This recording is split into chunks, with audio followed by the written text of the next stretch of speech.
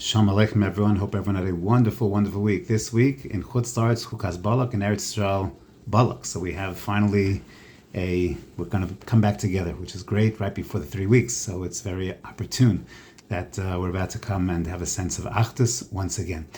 So we read in this week's Parshas Balak, that there is a donkey, and the donkey doesn't move. There's a malach that is blocking the donkey, and Vayiftach Hashem es pi ason, and Balak says, Bilam says to the donkey, why are you not moving? Why are you not moving? Hits the donkey. The donkey sees something that Bilam does not see, and the Torah castigates, the donkey castigates Bilam.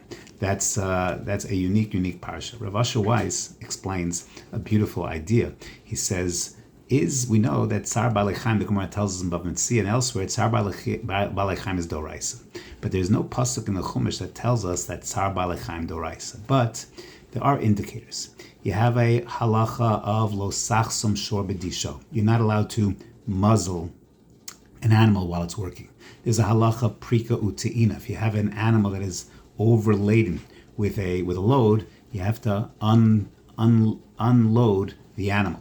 You have our parsha of that Bilam is criticized for hitting the donkey. So what you see over here is there's no pasuk mefurish that says Tzar Balei Chaim Doraisa.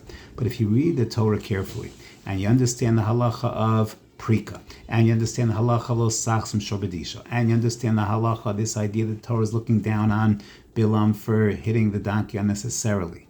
So all of a sudden, you learn Hilchos Shchita and a humane way of shechting an animal. You start to study din after din after din, and all of a sudden you see a Torah attitude towards Tzar Balei Chaim. Yeah, the Torah wants the animal to be able to eat while it's working. The Torah, if it's overladen, the Torah wants you to ease the load of the animal. The Torah doesn't want Bilam hitting an animal, so that teaches you that the Ratzon HaTorah, the interest of the Torah, the Ratzon Hashem is treat animals properly, treat animals fairly. There is no pasuk.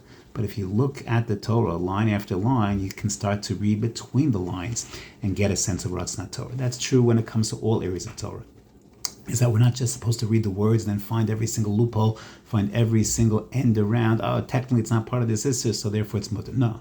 Hashem wants us to look at the Torah expansively, with a vision, with a sense of figure out what my will is, figure out what my Ratzon is, figure out what Ratzon Torah is. That's how we're supposed to look at the Torah, and therefore the Torah covers everything. Identify what that unique Ratzon Torah is. Have a wonderful Shabbos Kodesh.